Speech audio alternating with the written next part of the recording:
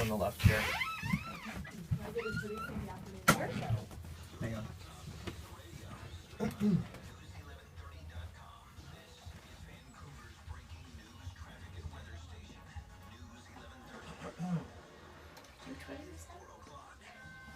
Just let them do their headlines and then we'll bring in. So cute.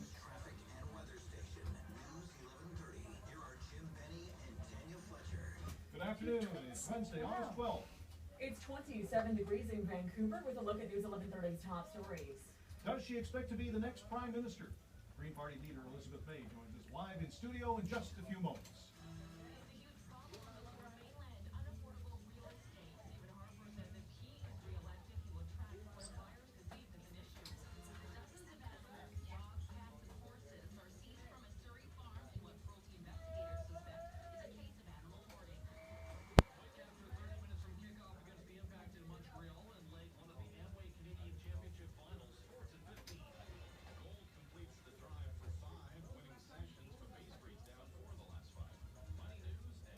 News 1130 time 4:01.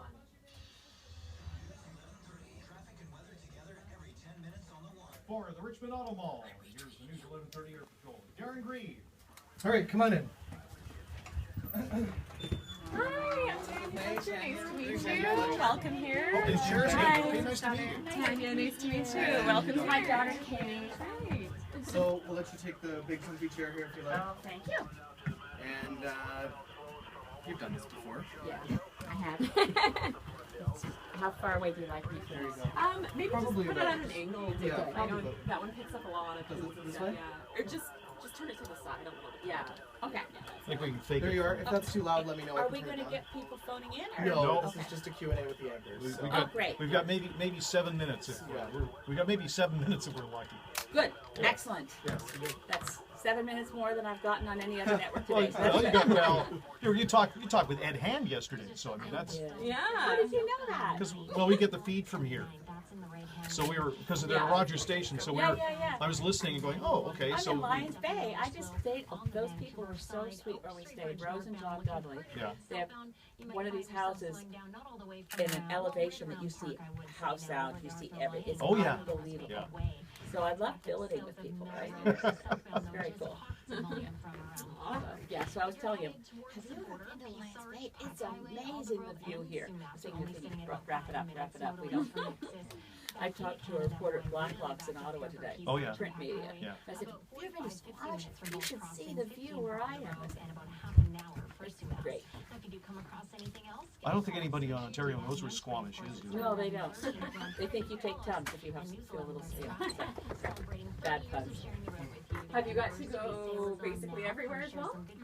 I joined the campaign team on Thursday right before the leaders debate happened. Oh, nice. Wow. Yeah. So she's been living in Halifax working on her master's. So Oh. she took the train. Here we go. Busy. Here we go. Here. 30 degrees. Currently at the airport is 24 degrees.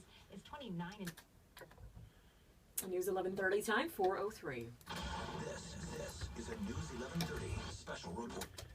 She's the politician credited with getting the Green Party some traction in this country, and most agree she came out shining during last week's Maclean's National Leaders Debate. But the pundits are saying, well, let's find out about those wells now. Green leader Elizabeth May is live in our studio as she's touring southern BC for the next little while. Elizabeth, I presume that you're not expecting to form the next government. So how do you anticipate getting people to vote for Green, considering there's a feeling on some parts that it's a one-issue party, the environment, global warming, that sort of thing? Well, the good news is we're not a one-issue party, and the good news is we're not a one-person party. And the further good news is that Canada's government is not electing a prime minister and then standing back and letting some sort of one-man rule decide everything. At least that's not supposed to be our system of government. Our system of government is parliament, and virtually everyone is anticipating a minority parliament, which means that no one of the big parties is going to have the majority of the seats. So to create a healthy, stable government where we don't have to go back to the polls in 2 years, it'll be very good for the country to have Green MPs elected. We'll have a lot of clout in that kind of parliament. And I think a lot of Canadians forget that one MP, a group of MPs, can make a huge difference. When you think of Chuck Cadman, we forget that when you have under one party, a group of MPs who are very committed to working across party lines to do good things, we can take a fractious minority parliament and turn it into something that does the people's work. But I'm presuming you're expecting to elect more than one MP. Oh, yes, absolutely. We're 2 MPs now, me and Bruce Heyer from Thunder Bay Superior North. We have tremendously strong candidates. Actually, compared to even the bigger parties, we have recruited more exceptional people whose reputations, I'll be honest about this, someone like Claire Martin running in North Vancouver, her reputation is probably stronger than that of the Green Party label that she'll be running under, because she's a scientist, she's a senior meteorologist.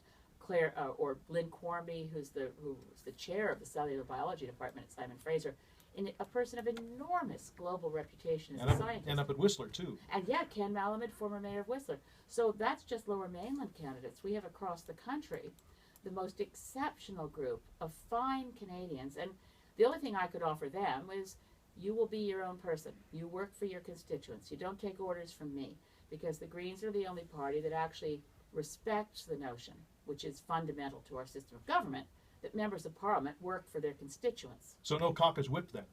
Actually, that's against our policy.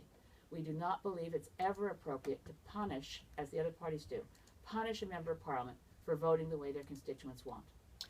Do you think at all your campaign, your platform is a little BC centric? I know a lot of the things you've been campaigning on that you just discussed, the environment, pipelines, etc., are very populist here in BC. But how do you make that a more national issue, I guess?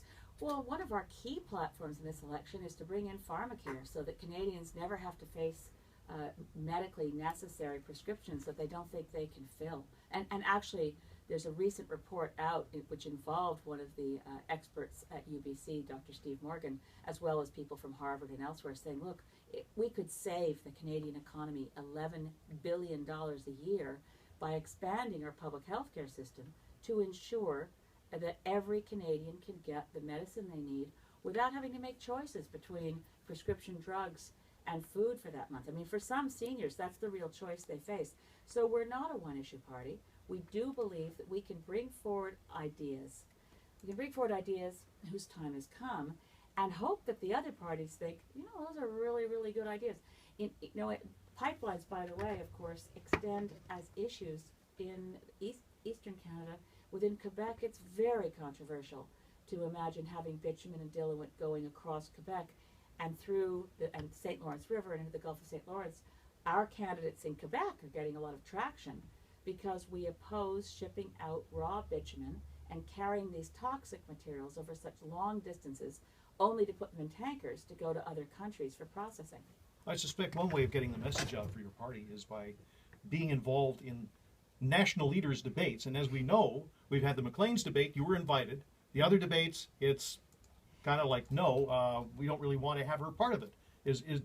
How do you change that? Yeah, the thing that I find, and I have to say, it's almost chilling how something that's been basically the main stage of every election since 1968 has been the national televised leaders debates, broadcast by CBC, Radio Canada, CTV, and Global.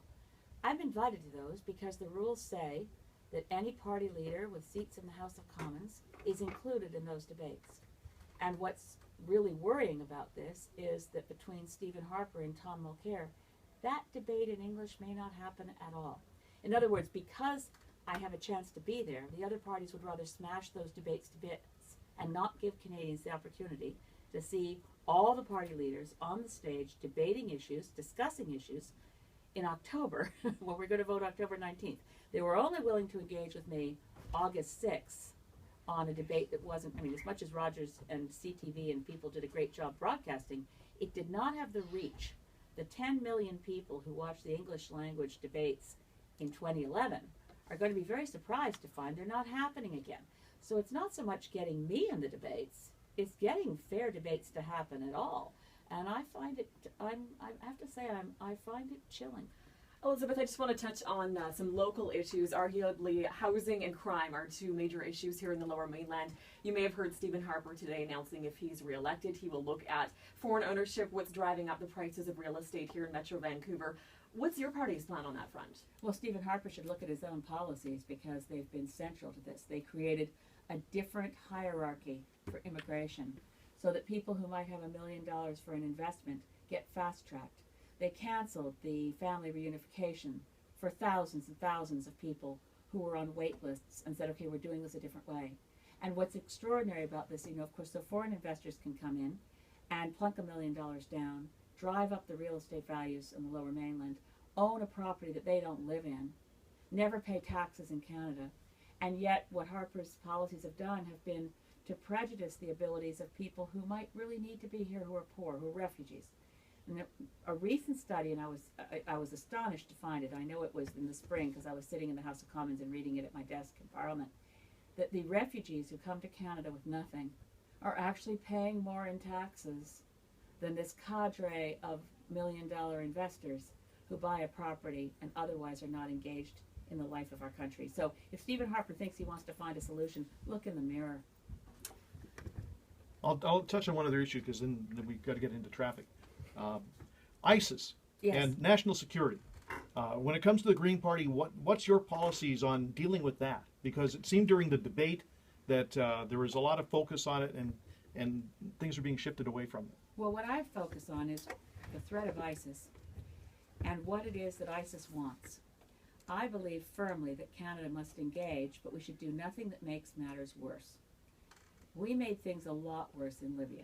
We went in, and I talked about this in the debates, we went in using a doctrine that's recognized globally of responsibility to protect. That those innocent people who were in Libya, who were being killed by Muammar Gaddafi, we went into Libya saying, with UN approval, we're going to protect innocent civilians. Then there was a peace plan put on the table. Muammar Gaddafi said, okay, I'll agree to a ceasefire and a peace plan. At which point Canada said, no, we're not accepting a peace plan that leaves you in power, so we're going to recognize the rebel forces as the legitimate government of Libya. I said in Parliament at the time, there are Al-Qaeda forces in these rebel forces. We're recognizing them as the legitimate government of Libya. Anyway, fast forward to where we are today. Libya is a failed state. The armaments that we should have been protecting with Canadian forces on the ground as peacekeepers to guard the warehouses full of munitions went from being held in Libya by Gaddafi to into the hands of ISIS, Boko Haram, and other groups of terrorists. The way we should participate in the world is to make sure that whatever we do, we're not making things worse. And I think in the case of bombing in Iraq and Syria, there's no real evidence that that's going to stop ISIS. So should we pull our troops out then? No, what we should be doing is I think we should be actually offering to help at the borders. I'm not against having Canadian troops on the ground if we're doing something strategic, such as stopping the black market sale of oil out of Syria and into Turkey.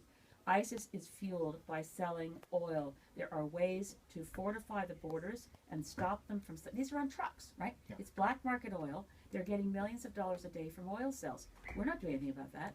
We're doing things that actually fulfill what ISIS wants. And I tried to make this point in the debates. It's very clear that ISIS is putting their horrific murders and sadistic acts of brutality on YouTube for a reason. They're trying to draw us in. They want us in there because it will fulfill some of their not legitimate Islamic prophecies. They have their own obscure 7th century text, and they want us to help them fulfill their Armageddon plans. I mean, they're not really a strategic political force. They're a very strange death cult. I'm not in favor of them. I oppose them fully, but I don't think what Stephen Harper wants us to do is actually smart or helpful. Ms. May, thank you for your time. Thank you for having me in today. I really appreciate it. Green Party leader Elizabeth May joining us live in studio. News 11:30 time at 4:13.